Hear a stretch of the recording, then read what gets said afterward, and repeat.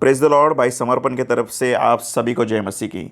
मैं आशा करता हूँ आप सब लोग आनंदित रहेंगे, खुश रहेंगे और परमेश्वर की महिमा सदा सर्वदा करते रहेंगे। हालेलुया।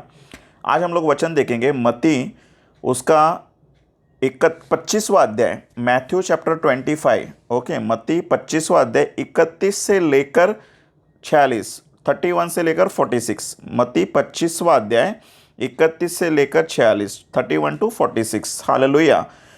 न्याय का दिन, इसके विषय में देखेंगे हम लोग। बहुत ही सुंदर सा वचन है, हम लोग ध्यान से देखेंगे इसको। प्रभु के दूसरे आगमन के विषय में है।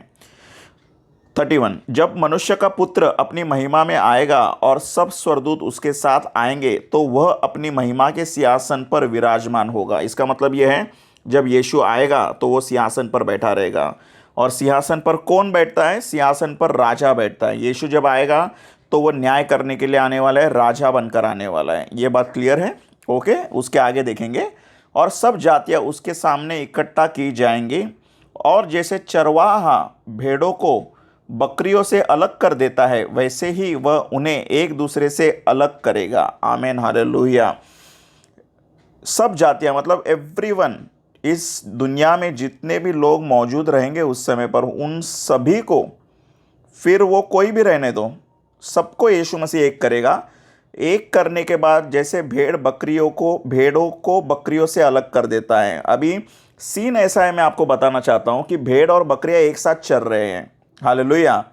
वो एक साथ घूम रहे हैं, वो एक साथ इसमें है, संसार में, संसार के लोग और मसीह के लोग जो है एक साथ चल रहे हैं, इस दुनिया में चल रहे हैं। लेकिन भेड़ कौन है? यीशु मसीह की भेड़ हम लोग हैं जो यीशु को जानते हैं।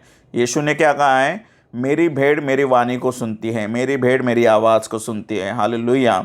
तो अगर आप यीशु की आवाज़ को पहचानते हो, आप यीशु के मार्ग पर अपने आप चले आओगे। और बकरियाँ कौन है? बकरियाँ संसार के लोग हैं जो यीशु को नहीं मानते हैं। यीशु सिंपली आएगा और आकर भेड़ को, मतलब हम लोगों को, बकरियों से, मतलब जो यीशु को नहीं मानते, जो अविश्वासी हैं, उनको अलग करेगा, सेपरेट करेगा। और आपको अगर वो पहचानेगा कैसे? यीशु बराबर पहचानता है, यीशु अपनी भेड़ को बराबर पहचानता है। बाइबल में ऐसा लिखा है, 99 अगर में से एक भी खो जाए तो वो एक के लिए वो आता है। हालेलुया। तो यीशु अपनी भेड़ को बराबर से पहचानता है, तो हमें टेंशन लेने की ज़रूरत नहीं। हाँ, लेकिन हमको उसकी वाणी को सुनना ज़रूर है, हमको उसकी आवाज़ को सुनना ज़रूर है। क्यों? जब हम लोग उसकी आवाज़ को सुनेंगे तब जो है हम लोग ध्यान से जो है उसकी आवाज़ को सुनकर उसके रास्ते पर चल सकते हैं। उसका रास्ता जो है वो जीवन का रास्ता है। हालेलुया। 33 नंबर वचन में लिखा है, वह भेड़ों को अपनी दाहिनी ओर और बकरियों को बाईं ओर खड़ा करेगा, सेपरेट करके। उसके आगे, तब राजा अपनी दाहिनी ओर वालों से कहेगा, हे मेरे पिता के धन्य लोगों, आओ उस राज्य के अधिकारी हो जाओ जो जगत के आदि से तुम्हारे लिए तैयार किया गया है। आमीन, हालेलुया। इसका मतलब है हम लोगों को, जो हम लोग राइट हैंड साइड पर रहेंगे, यीशु मसीह क्या कहेगा हमें? आ जाओ करके पिता के राज्य, जो जगत के आदि से, मतलब आदम को रचने से पहले, इस दुनिया को रचने से पहले यीशु मसीह ने एक राज्य तैयार किया था। वो किसके लिए था? वो हमारे और आपके लिए था। हालेलुया। कितनी अच्छी बात है, कितनी प्यारी बात है। और वहाँ पर ऐसा लिखा है, क्योंकि मैं भूखा था और तुमने मुझे खाने को दिया, मैं प्यासा था और तुमने मुझे पानी पिलाया, मैं परदेशी था और तुमने मुझे अपने घर में ठहराया, मैं नंगा था और तुमने मुझे कपड़े पहनाए, मैं बीमार था और तुमने मेरी सुधि ली, मैं बंदी गृह में था और तुम मुझसे मिलने आए। आमीन, हालेलुया। तब धर्मी उसको उत्तर देंगे। धर्मी मतलब कौन? जो यीशु को मानते हैं, जो सच्चाई से चलते हैं, जो धार्मिकता से चलते हैं, जो सत्य से चलते हैं, जो नम्र हैं, वो पृथ्वी के अधिकारी होंगे। हालेलुया। वो धर्मी लोग। तब धर्मी उसको उत्तर देंगे, हे प्रभु, हमने कब तुझे भूखा देखा और खिलाया, या प्यासा देखा और पानी पिलाया? हमने कब तुझे परदेशी देखा और अपने घर में ठहराया, या नंगा देखा और कपड़े पहनाए? हमने कब तुझे बीमार या बंदी गृह में देखा और तुझसे मिलने आए? तब राजा उन्हें उत्तर देगा, मैं तुमसे सच सच कहता हूँ कि तुमने जो मेरे इन छोटे से छोटे भाइयों में से किसी एक के साथ किया, वह मेरे ही साथ किया। हालेलुया। इसका मतलब क्या है? जब कभी भी आप किसी भी व्यक्ति को भूखा देखते हो, किसी भी व्यक्ति को प्यासा देखते हो, किसी भी व्यक्ति को, अनजान व्यक्ति को, परदेशी को देखते हो और उसकी मदद करते हो, सच्चे दिल से मदद करते हो, ये नहीं कि हाँ हाँ मैं इसको मदद करूँगा तो प्रभु मुझे स्वर्ग में प्रतिफल देगा, हाँ हाँ मैं इसको पैसे दूंगा, हाँ हाँ इसे मैं खाना खिलाऊंगा तो प्रभु मुझे आशीषित करेगा। नहीं नहीं नहीं, आप सच्चे दिल से अगर उसके लिए करते हो, सच्चे दिल से उसके लिए दुआ करते हो, सच्चे दिल से उसको मदद करते हो, सच्चे दिल से उसकी सुधि लेते हो, परमेश्वर उस हर एक बात का रिकॉर्ड रखता है, अपने हिसाब रखता है। बाइबल में ऐसा भी लिखा है, अगर कोई मेरे दास को एक गिलास पानी भी पिलाए, उसका भी रिकॉर्ड, उसका भी हिसाब परमेश्वर ने रखा हुआ है। अरे परमेश्वर का वचन ये भी कहता है कि आपके हर एक बाल जो है वो गिने हुए हैं। मतलब सोचिए परमेश्वर अपने बच्चों का कितना ख्याल रखता है। हालेलुया। बाइबल में ऐसा भी लिखा है कि जो गौरिया मतलब जो चिड़िया हैं वो ना बोती हैं ना खेत में कटनी करती हैं, फिर भी परमेश्वर उनको खाना खिलाता है। अरे परमेश्वर आपको खाना खिलाएगा। हालेलुया। तो ये जो गरीब लोग हैं, ये जो लोग उस समय पर जो है परेशानी वाले लोग हैं, उनके लिए जब आपने मदद की, उनको जो है आपने भूखा देखा था, आपने खाना खिलाया, उनको जो है पानी पिलाया, उन लोगों को जो है आपने मदद की, उसका उसका प्रतिफल परमेश्वर आपको देगा। और प्रतिफल क्या है?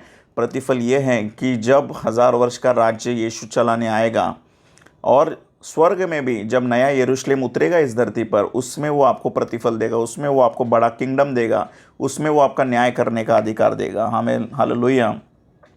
ठीक है, इसके आगे देखते हैं, 41 नंबर देखते हैं। 41 में लिखा है, तब वह बाई और वालों से कहेगा, हे शापित लोगों, मेरे सामने से उस अनंत आग में चले जाओ जो शैतान और उसके दूतों के लिए तैयार की गई है।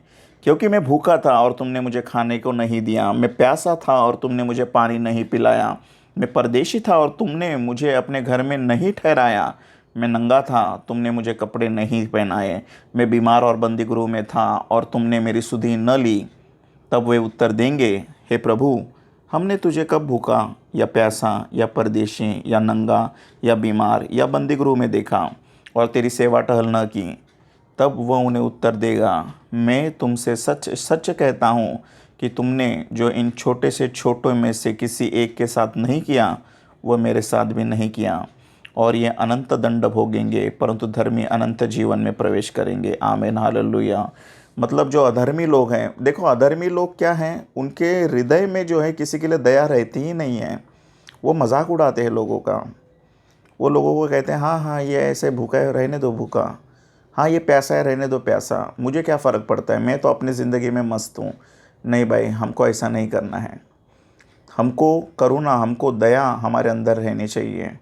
हमको किसी की तकलीफ़, अगर वो सामने वाला व्यक्ति तकलीफ़ में है तो उसके शूज़ में हमें जो है शूज़ डालकर समझना पड़ेगा कि यस करके, अगर इसको ये तकलीफ़ हो रही है तो मैं अगर उसकी जगह पर रहता था मुझे कैसे तकलीफ़ होती थी। बस हमको उस परिस्थिति को, उस सिचुएशन को संभलना है, समझना है उस व्यक्ति के, और हमें मदद करना है। क्यों? रीज़न ये है, 46 नंबर आप देखिए, वचन को ध्यान से पढ़ना, उसे लिखा है उसमें, और ये अनंत दंड भोगेंगे, मतलब पूरी ज़िंदगी, मतलब अनंत काल के लिए, देयर इज़ नो एंड, वो दंड भोगेंगे, आग की झील में रहेंगे। लेकिन धर्मी, धर्मी कौन है? जो यीशु के रास्ते पर चल रहे हैं, जो सच्चाई के रास्ते पर चल रहे हैं, वो धर्मी लोगों के लिए क्या प्रतिफल है?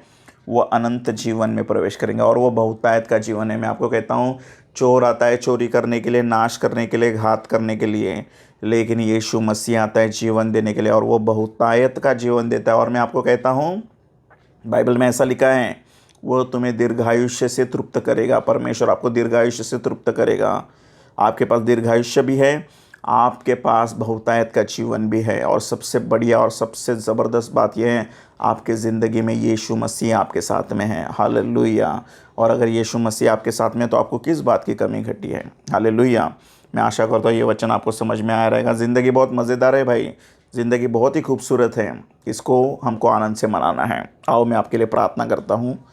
प्रभु मैं धन्यवाद करता हूँ परमेश्वर, आपने सुंदर सा वचन सुनने के लिए, सीखने के लिए मौका दिया, इसके लिए मैं धन्यवाद करता हूँ परमेश्वर। इस वचन के द्वारा पिता परमेश्वर आप हमें आशीषित करिए, और परमेश्वर आपके राज्य में परमेश्वर और बढ़ोतरी करिए। परमेश्वर आपने ऐसा किया है, इसके लिए मैं धन्यवाद करता हूँ। सारा आदर, सारा महिमा, सारा जलाल आपको देता हूँ। धन्यवाद के साथ प्रार्थना आपका प्रिय पुत्र और हम सभी का उद्धारकर्ता यीशु मसीह के नाम में करता हूँ। आमीन। हालेलुया। आमीन लॉर्ड। Thank you Jesus.